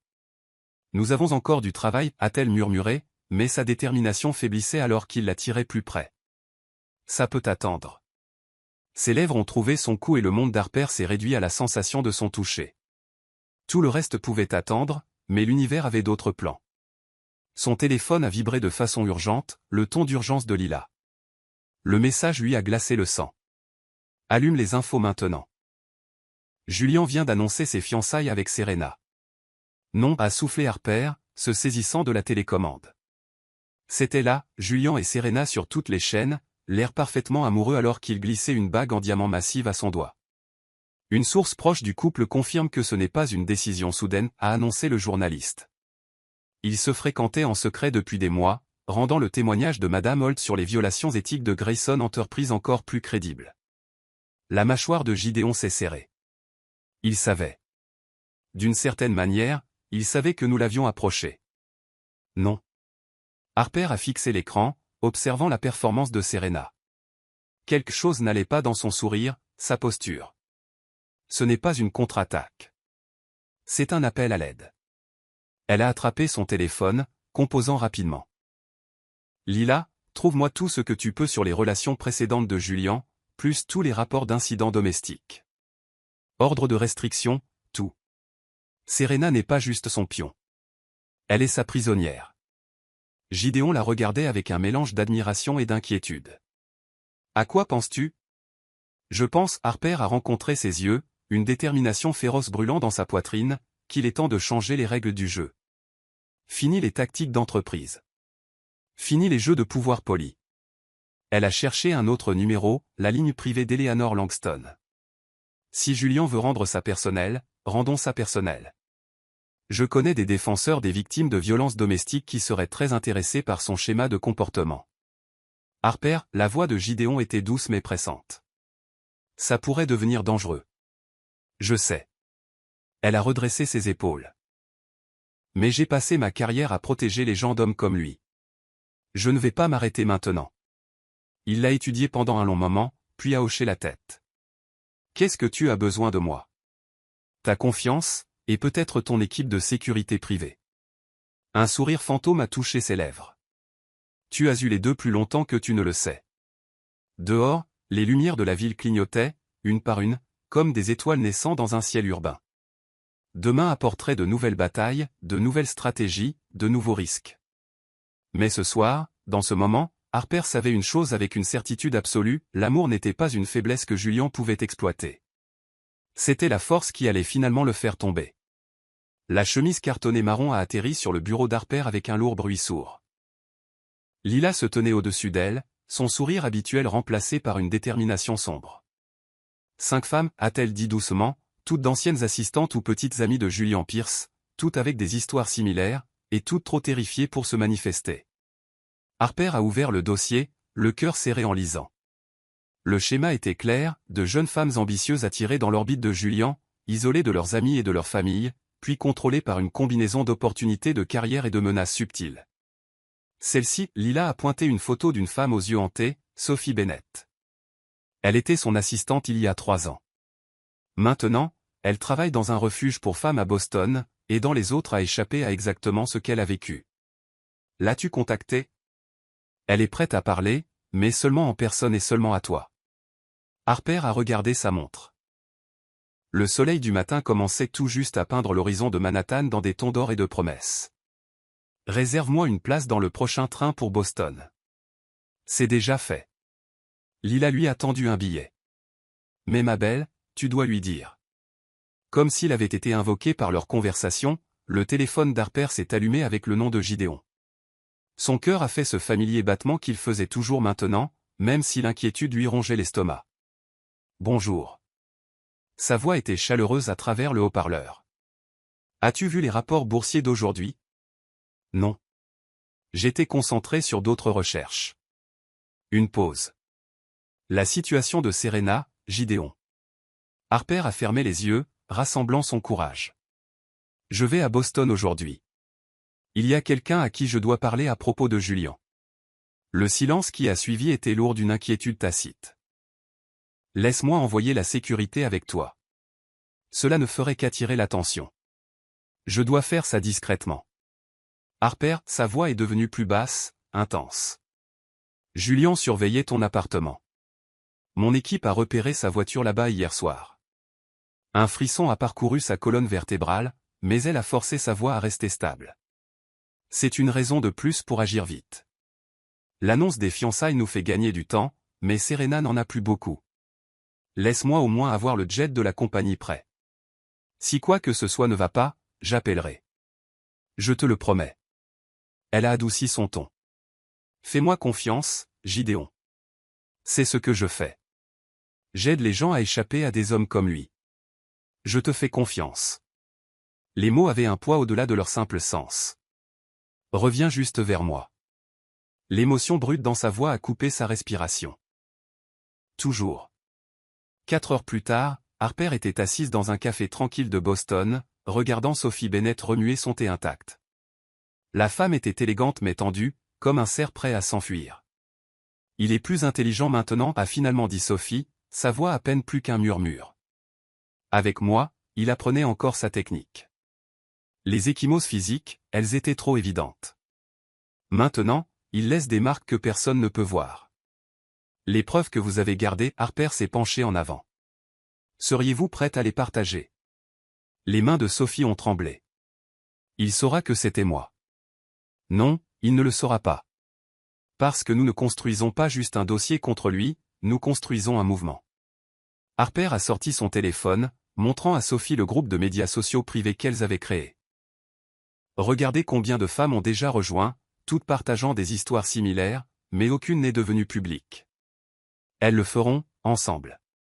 L'union fait la force, Sophie. Il ne peut pas nous faire taire toutes.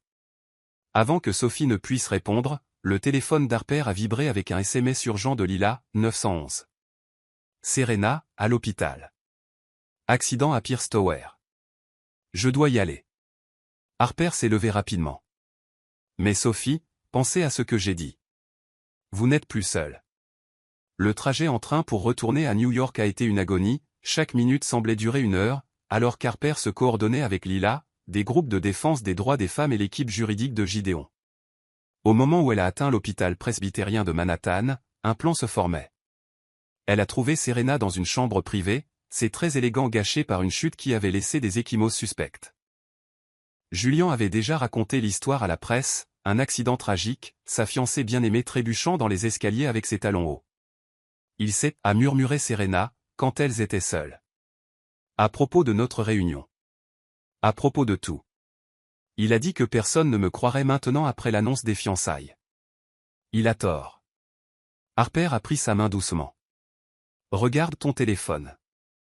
Les yeux de Serena se sont écarquillés alors qu'elle faisait défiler le groupe privé. Des dizaines de femmes, toutes partageant des morceaux du même cauchemar, toutes prêtes à se tenir ensemble. Il ne s'agit plus seulement de Grayson Enterprises, a expliqué Harper. Il s'agit de l'arrêter définitivement. Mademoiselle Cole. La voix de Julian a fendu la pièce comme de la glace. Il se tenait dans l'embrasure de la porte, impeccable dans un costume de créateur qui ne pouvait pas tout à fait cacher le prédateur en dessous.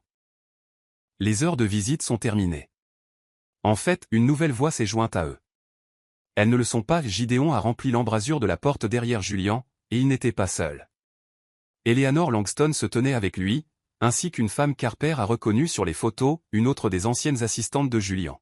« Bonjour, Julian. » La voix de la femme était d'acier. « Vous vous souvenez de moi ?» La couleur a fui son visage. « Qu'est-ce que c'est ?» Ceci, Harper s'est levé, se déplaçant de manière protectrice devant le lit de Serena, et ce qui se passe quand vous sous-estimez les femmes qui en ont assez. Vous faites une erreur, vous tous. Le charme de Julian a disparu, remplacé par quelque chose de sombre et de laid. Je vais détruire. Non, la voix d'Eleanor a tranché comme une lame. Vous ne le ferez pas, parce que dans environ 30 secondes, tous les grands médias recevront des preuves de votre schéma d'abus, de manipulation financière et d'espionnage d'entreprise. Votre empire est bâti sur du sable, Julian, et la marée vient de monter. Comme sur commande, les téléphones dans tout l'hôpital ont commencé à vibrer. L'histoire éclatait, et cette fois, il n'y aurait aucun moyen de la faire disparaître. La sécurité va vous escorter dehors, a dit Gideon doucement. Je vous suggère de partir tranquillement. Vos avocats seront assez occupés comme ça. Plus tard, dans le pantouse de Gideon, Harper a regardé la couverture médiatique avec un mélange d'épuisement et de soulagement. Des femmes de tout le pays se manifestaient, partageant leurs histoires de survie. Tu l'as fait, a murmuré Gideon, la serrant contre lui. Nous l'avons fait. Elle s'est tournée dans ses bras. Toutes ces femmes, elles avaient juste besoin de savoir qu'elles n'étaient pas seules. Comme quelqu'un d'autre que je connais. Ses yeux ont rencontré les siens, pleins de fierté pour quelque chose de plus profond. Tu sais, quand j'ai fait cette première offre de contrat, je pensais que j'étais celui qui avait tout le pouvoir. Harper a souri, levant la main pour toucher son visage. Et maintenant ? Maintenant, je sais que le vrai pouvoir n'est pas une question d'argent ou de contrôle. Il a attrapé sa main, pressant un baiser sur sa paume. C'est une question d'avoir le courage de défendre ce qui est juste. Tu m'as appris ça. Dehors, la ville bourdonnait d'énergie alors que le plus grand scandale de mémoire récente se déroulait. Mais ici, dans ce moment, rien de tout cela n'avait d'importance. Ce qui comptait, c'était la façon dont Gideon la regardait, non pas comme un investissement ou un atout, mais comme une égale, une partenaire, quelqu'un qui avait remis en question tout ce qu'il pensait savoir sur le pouvoir et l'amour. Reste, il a murmuré contre ses cheveux. Cette fois, Harper n'a pas hésité. Parfois, les plus grandes victoires n'étaient pas de gagner des parties ou de conclure des affaires. Parfois, elles consistaient à trouver le courage de se laisser tomber, en sachant que quelqu'un serait là pour vous rattraper. Et parfois, juste parfois, l'amour était le contrat le plus puissant de tous. L'automne a peint Central Park dans des tons d'or et de carmin alors qu'Harper marchait sur ses sentiers sinueux, sa main entrelacée avec celle de Gideon. 3 mois s'étaient écoulés depuis l'effondrement de l'empire de Julian, et le monde se sentait différent maintenant, plus doux sur les bords, mais en quelque sorte plus réel que jamais. Toujours nerveuse, a demandé Gideon, lui serrant doucement la main. À propos de l'ouverture du centre communautaire ? Terrifiée. Elle a souri vers lui, mais le bon genre de terrifiée. Demain marquerait l'ouverture officielle du centre communautaire Cole. Ce qui avait commencé comme un rêve désespéré se dressait maintenant comme une lueur d'espoir à Brooklyn, une installation moderne offrant tout, des programmes parascolaires à la formation professionnelle, des services de conseil à l'éducation des adultes. Tu sais, a réfléchi Gideon, la guidant vers leur banc préféré surplombant le lac. Quand je t'ai proposé ce contrat pour la première fois, je pensais que j'étais celui qui contrôlait. Et maintenant ? Harper a levé un sourcil, appréciant la façon dont la lumière du soleil attrapait les fils d'or dans ses cheveux. Maintenant, je sais que certaines choses ne peuvent pas être achetées ou contrôlées. Il s'est tourné pour lui faire face, ses yeux gris-bleu intenses. Certaines choses ne peuvent être que gagnées. Une brise fraîche a porté l'odeur de son eau de Cologne au bois d'oud, se mélangeant à son coco mademoiselle dans l'air d'automne. Tant de choses avaient changé depuis cette première rencontre dans son bureau, mais leur parfum signature restait une constante dans un monde de transformation. « As-tu eu des nouvelles de Serena ?» a-t-elle demandé, regardant les feuilles danser sur le chemin. Elle se porte bien en Californie. Le groupe de défense des droits des femmes qu'elle a fondé gagne en notoriété nationale. La fierté a coloré sa voix. La subvention de la fondation les aidera à s'étendre à 3 autres villes l'année prochaine. La fondation Grayson Cole avait été l'idée de Gideon, une façon de soutenir systématiquement les survivants de violences domestiques tout en finançant des projets de développement communautaire. C'était aussi sa façon de s'assurer que ce qui était arrivé aux victimes de Julian ne se reproduirait plus jamais. Et Julian ? Le nom ne portait plus le poids qu'il avait autrefois. Il est toujours en train de faire face à des accusations dans 3 États. La mâchoire de Gideon s'est légèrement serrée, mais avec les preuves que Sophie et les autres ont fournies, il ne s'en sortira pas cette fois. Ils se sont assis dans un silence confortable, regardant de jeunes couples ramer sur le lac. Harper a pensé à toutes les vies qui avaient changé au cours des derniers mois, non seulement la sienne et celle de Gideon, mais celle de Serena, de Sophie et d'innombrables autres qui avaient trouvé leur voie. Lila dit que le centre a déjà une liste d'attente pour les programmes, a-t-elle finalement dit. Nous devrions peut-être nous agrandir plus tôt que prévu. C'est déjà fait. Gideon a sorti son téléphone, lui montrant les plans du bâtiment d'un accent grave côté. L'achat sera finalisé la semaine prochaine. Considère ça comme un cadeau de Noël anticipé. Harper l'a regardé fixement, l'émotion lui serrant la gorge. Tu ne peux pas simplement acheter des bâtiments sans me consulter. En fait, je peux. Ses yeux ont pétillé. Mais seulement parce que je sais que tu en feras un meilleur usage que je ne le pourrai jamais. Tu es impossible. Mais elle souriait en le disant. Je préfère stratégiquement généreux. Il a rangé une mèche rebelle derrière son oreille, son toucher persistant. En parlant de stratégie, emménage avec moi. Les mots sont restés en suspens dans l'air d'automne vif. Ils avaient tourné autour de cette conversation pendant des semaines, sachant tous les deux que ça allait arriver, mais aucun ne voulant se précipiter. Ton pantouse est magnifique, a dit Harper prudemment. Mais ce n'est pas chez moi. Je sais. Gideon a tendu la main dans la poche de sa veste, sortant une autre série de plans. C'est pourquoi je nous ai acheté une maison de ville à Brooklyn, à distance de marche du centre. Il y a beaucoup de place pour la collection de jazz de ta mère et ma cave à vin ridicule. Le cœur d'Harper a sauté un battement. Tu quitterais Manhattan ? Je te suivrai n'importe où. L'honnêteté simple dans sa voix a coupé sa respiration, mais de préférence quelque part à une distance raisonnable du bureau. Elle a ri, le son brillant dans l'air d'automne. Toujours pragmatique. Seulement pour certaines choses. Il l'a tiré plus près, sa chaleur chassant le froid d'octobre. Pour d'autres, j'ai appris à laisser mon cœur me guider. Un groupe d'enfants est passé en courant devant leur banc, chassant des feuilles mortes et des rêves que seuls pouvaient voir. Harper les a regardés, pensant aux enfants qui trouveraient de nouvelles opportunités au centre. Oui, a-t-elle dit simplement. Oui à tout ça, la maison de ville, emménager ensemble, construire quelque chose de réel. Elle s'est tournée pour lui faire face pleinement. Mais j'ai des conditions. Un sourire a effleuré ses lèvres. Bien sûr que tu en as. Je garde mon appartement au-dessus du centre pour les nuits tardives. La fondation étend ses programmes pour les jeunes. Et, elle a fait une pause, rassemblant son courage. Tu dois danser avec moi à la cérémonie d'ouverture demain, même si je sais que tu détestes danser en public. Même si. Il a étudié son visage, l'amour et l'amusement se mêlant dans son expression. Contre-proposition. Je danse avec toi demain, mais tu dois assister au gala de fin d'année de Grayson Enterprises en tant que ma cavalière, aucun contrat requis. Marché conclu. Elle a scellé le tout avec un baiser qui avait le goût de la possibilité et de la promesse. Plus tard dans la soirée, alors qu'ils marchaient dans ce qui allait bientôt être leur maison, Harper s'est émerveillé de la façon dont l'espace équilibrait parfaitement leurs mondes différents. La cuisine moderne satisferait le perfectionnisme culinaire de Gideon, tandis que la bibliothèque confortable semblait conçue pour ses habitudes de lecture nocturne. Une autre surprise, a dit Gideon, l'amenant à ce qui serait leur chambre. Regarde en haut. Le plafond était un chef-d'œuvre de lumière à fibres optiques, créant une réplique parfaite du ciel nocturne. Pour quand le ciel étoilé de Brooklyn te manque, a-t-il expliqué doucement. L'émotion lui a coupé la gorge. Il se souvenait d'un commentaire anodin de plusieurs mois auparavant, sur la façon dont elle regardait les étoiles avec sa mère sur le toit de leur petit appartement. « Je t'aime », a-t-elle dit, les mots tombant naturellement de ses lèvres. Il s'est immobilisé à côté d'elle, puis l'a tirée dans ses bras. « Dis-le encore. »« Je t'aime, Gideon Grayson. » Elle a souri contre sa poitrine. « Même quand tu es impossible, surtout à ce moment-là, a-t-il murmuré dans ses cheveux.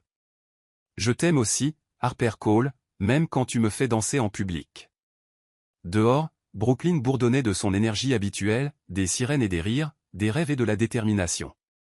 Mais ici, dans ce moment, ils avaient créé leur propre monde, un monde où les contrats s'étaient transformés en promesses, où le pouvoir signifiait avoir la force d'être vulnérable, et où l'amour n'était pas une transaction mais un cadeau donné librement et reçu avec gratitude. Demain apporterait de nouveaux défis, de nouveaux rêves à poursuivre. Mais ce soir, en regardant les étoiles artificielles scintiller au-dessus d'eux, Harper et Gideon avaient trouvé quelque chose de mieux que le succès, ils avaient trouvé un foyer. Le centre communautaire Cole a brillé sous le soleil du matin, sa façade rénovée un témoignage de rêve devenu réalité. Harper se tenait dans son nouveau bureau, regardant les familles affluer par les portes pour l'inauguration. Les rires des enfants résonnaient dans les couloirs, se mêlant au bavardage excité des parents et des membres de la communauté. « Tout est prêt », a annoncé Lila, apparaissant dans l'embrasure de la porte. « Bien que je n'arrive toujours pas à croire que tu aies convaincu Gideon Grayson de couper le ruban à Brooklyn au lieu de faire une cérémonie chic à Manhattan. » Harper a souri, ajustant son blazer bleu marine, le même qu'elle avait porté à cette première réunion dans son bureau, qui semblait maintenant remonter à une éternité. Il est plein de surprises. En parlant de surprises, Lila lui a tendu une petite boîte en velours. Ceci vient d'être livré. La carte disait, pour de nouveaux départs. À l'intérieur, niché sur de la soie noire, se trouvait un délicat collier en or avec un seul pendentif en forme d'étoile parfaite. Le cœur d'Harper s'est serré en lisant la note dans l'écriture élégante de Gideon, parce que tu m'as appris à atteindre les étoiles, même quand elles semblaient impossibles à saisir. Un coup à la porte a interrompu son moment d'émotion. Eleanor Langston se tenait là, élégante comme toujours en Chanel. La presse est prête, ma chère, et vous ne croirez pas qui vient d'arriver. Harper a suivi Eleanor dans le hall principal, où Serena Holt saluait un groupe de femmes, toutes des survivantes, toutes debout et fières. L'ancienne assistante s'était transformée au cours des mois qui avaient suivi son départ de chez Julian. Le soleil de Californie lui avait donné un teint sain, et ses yeux avaient une confiance qu'aucun vêtement de créateur ne pouvait acheter. « Je n'aurais pas manqué ça », a dit Serena, serrant Harper dans ses bras. Le chapitre de la côte ouest de notre fondation ouvre le mois prochain, la boucle est bouclée. La foule s'est écartée et le souffle d'Harper s'est coupé. Gideon se tenait à l'entrée, époustouflant dans un costume parfaitement taillé, mais c'était son expression qui faisait battre son cœur. Il la regardait comme les rêveurs regardent les étoiles, avec émerveillement, avec certitude, avec amour. « Prête ?» a-t-il demandé doucement quand elle l'a atteint. « Pour une coupe de ruban ? Je pense que je peux gérer ça. Pas seulement la coupe de ruban. » Il a pris sa main, son pouce caressant ses jointures. « Pour tout ce qui vient après. » La cérémonie elle-même est passée dans un flou de discours et d'applaudissements. Harper a parlé de communauté, d'espoir, du pouvoir de croire en quelque chose de plus grand que soi. Gideon a parlé d'investissement dans les gens, pas seulement de profit, sa voix portant l'autorité de quelqu'un qui avait appris cette leçon de première main.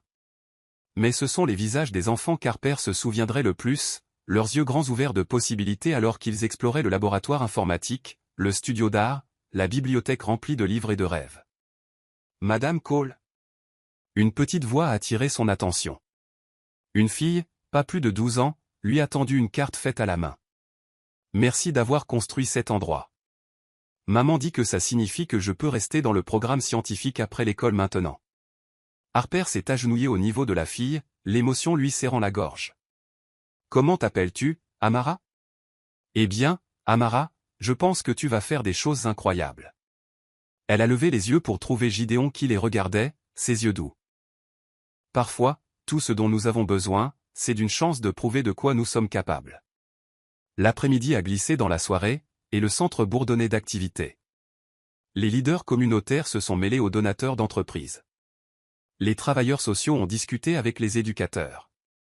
Pendant tout ce temps, un sentiment de possibilité a rempli l'air. Dans un moment de calme, Harper s'est éclipsée vers le jardin sur le toit, sa partie préférée de la rénovation. L'horizon de Brooklyn s'étendait devant elle, une tapisserie de lumière et de rêves. « Je pensais que je te trouverais ici. » La voix de Gideon était chaleureuse derrière elle. « En train de te cacher de ton propre succès ? » Pas en train de me cacher. Elle s'est tournée pour lui faire face. Juste en train de me souvenir de la nuit où tu es venu à mon bureau. La nuit où j'ai appris que certaines choses valent plus que la fierté. Elle a touché le pendentif en étoile à son cou. Certaines choses valent la peine de tout risquer. Il s'est rapproché, son eau de colonne l'enveloppant comme une promesse. J'ai quelque chose à te demander. Si c'est à propos du gala de fin d'année, j'ai déjà choisi ma robe. Pas à propos du gala. Ses yeux ont rencontré les siens, sérieux maintenant. À propos de toujours. Le temps a semblé s'arrêter alors qu'il tendait la main dans sa poche, en sortant une petite boîte qui a fait sauter son cœur. La bague à l'intérieur était parfaite, un saphir étoilé éblouissant, entouré de diamants, unique et à couper le souffle. J'avais préparé tout un discours, a-t-il dit doucement, sur la façon dont tu as bouleversé mon monde. Comment tu m'as fait remettre en question tout ce que je pensais savoir sur le pouvoir et le succès. Mais debout ici, en voyant tout ce que tu as construit, tout ce que tu es, il a pris une respiration tremblante. Les seuls mots qui comptent sont « Je t'aime, Harper Cole. Épouse-moi ». En dessous d'eux, la ville palpitait de vie. À l'intérieur du centre, les enfants riaient et les rêves prenaient racine. Et ici, sous un ciel devenant violet avec le crépuscule, Harper a regardé l'homme qui avait essayé d'acheter son temps et qui avait fini par lui donner son cœur à la place. Oui, a-t-elle murmuré. 1000 fois oui. Le baiser était doux et sûr, ayant le goût de la promesse et de la possibilité. Quand ils se sont séparés, Gideon a posé son front contre le sien. Danse avec moi. Ici, maintenant. Pourquoi pas? Il l'a serré contre lui alors que de la musique s'élevait de la célébration en bas. Nous n'avons jamais été doués pour suivre les règles conventionnelles de toute façon. Ils ont valsé ensemble sous les étoiles naissantes, leur histoire bouclant la boucle sur un toit de Brooklyn. Pas de contrat, pas de prétention, pas de jeu, juste deux personnes qui avaient trouvé quelque chose de réel dans un monde de transactions et d'accords. Madame Langston est déjà en train de planifier le mariage, n'est-ce pas, a murmuré Harper contre sa poitrine. Probablement. Mais nous pourrions toujours nous enfuir. Elle a ri. Le son d'une joie pure. Gideon Grayson suggérant quelque chose de spontané. Qui es-tu? Et qu'as-tu fait de ma fiancée? Ta fiancée, a-t-il répété, comme s'il savourait les mots. J'aime le son de ça presque autant que je vais aimer t'appeler ma femme. Plus tard dans la nuit, ils ont marché dans leur maison de ville, encore pleine de cartons de déménagement et de possibilités. La collection de jazz d'Harper avait trouvé une place à côté de la cave à vin de Gideon. Leurs livres se sont mélangés sur les étagères et leurs rêves se sont entrelacés, comme les étoiles scintillantes sur le plafond de leur chambre. Tu sais, a dit Gideon alors qu'ils étaient allongés ensemble, regardant les constellations artificielles danser au-dessus d'eux, ce premier contrat a été la meilleure erreur que j'ai jamais faite. Une erreur? Elle s'est calée pour le regarder. Je pensais que j'achetais du temps avec une femme fascinante. Ses doigts ont tracé des motifs sur sa peau. Au lieu de ça, j'ai trouvé le reste de ma vie. Harper l'a embrassé doucement, sachant que certaines choses ne pouvaient pas être saisies par des mots, certaines choses ne pouvaient qu'être ressenties, vécues, chéries. Dehors, Brooklyn rêvait ses rêves sans fin. À l'intérieur, deux personnes qui avaient commencé comme adversaires en affaires étaient devenues des partenaires dans tous les sens du terme. Et quelque part, dans un bureau qui avait tout déclenché, un contrat gisait oublié dans un tiroir, remplacé par quelque chose de bien plus précieux, une histoire d'amour écrite à la lumière des étoiles et de la confiance, du courage et du choix, dans le pouvoir de deux cœurs qui ont trouvé le chemin du retour. Un an plus tard, le gala annuel de la Fondation Grayson Cole avait une énergie différente de celle des événements d'entreprise qu'Harper craignait autrefois. Des œuvres d'art d'enfants décoraient les murs du Metropolitan Museum, exposés à côté de chefs-d'œuvre inestimables. La liste des invités comprenait non seulement l'élite de New York, mais aussi des leaders communautaires, des éducateurs et des survivants qui étaient devenus des défenseurs. Tu peux croire que ça fait un an, a demandé Lila, ajustant sa robe émeraude alors qu'elle regardait Gideon discuter avec un groupe de donateurs. Il a croisé le regard d'Harper à travers la pièce, ce sourire privé faisant toujours sauter son cœur. Parfois, j'ai l'impression que c'était hier. Harper a touché son alliance en saphir étoilé, se souvenant de leur cérémonie intime dans le jardin sur le toit du centre communautaire il y a 6 mois. D'autres fois, c'est comme si je le connaissais depuis toujours. La fondation s'était étendue au-delà de leurs rêves les plus fous, avec des centres fonctionnant maintenant dans 5 villes. Serena dirigeait la division de la côte ouest, transformant son expérience en une force de changement. Le projet le plus récent, un programme de bourse pour les enfants de survivantes, avait été lancé le mois dernier avec un soutien massif. Madame Grayson? Une petite voix familière a interrompu ses pensées. Amara, la jeune fille de l'ouverture du centre, se tenait maintenant plus grande dans une jolie robe bleue. J'ai été acceptée dans le programme de sciences. Félicitations, même si tu devrais toujours m'appeler Harper. Vieilles habitudes, a souri Amara. M. Grayson dit que je pourrais diriger la fondation un jour. Il a probablement raison. Plus tard dans la nuit, Harper et Gideon ont dansé sous le plafond voûté du musée. Son eau de Cologne au bois d'oud se mêlait à son coco mademoiselle, leur parfum signature étant maintenant un réconfort plutôt qu'un défi. Heureuse, a-t-il murmuré contre ses cheveux.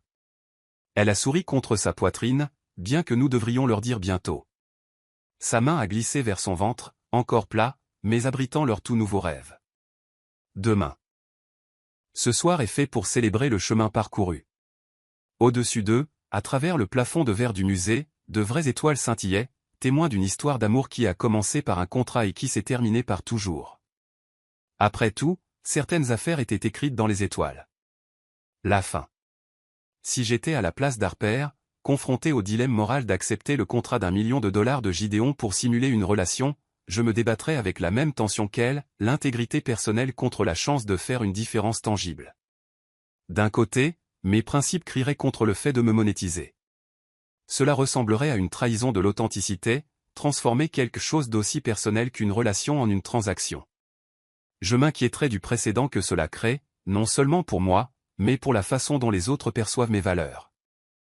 Pourrais-je me regarder dans le miroir en sachant que j'ai bousculé mon éthique, même pour une bonne cause? D'un autre côté, les enjeux sont incroyablement élevés. 5 millions de dollars, ce n'est pas de la petite monnaie.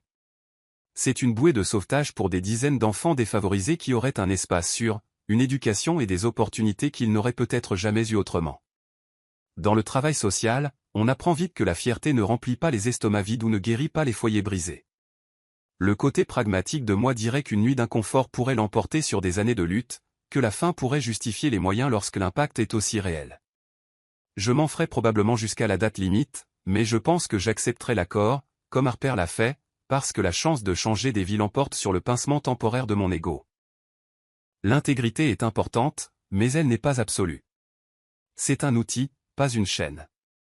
Je m'assurerai que l'argent aille directement aux enfants, sans échappatoire, et je fixerai des limites claires, comme elle l'a fait. Mais je porterai aussi le poids de ce choix, sachant que c'est une zone grise où le principe et le but s'entrechoquent. Qu'est-ce qui vaut plus? Pour moi, ce sont les futurs des enfants, mais je ne prétendrai jamais que c'est une décision facile. Et toi? Où te placerais-tu?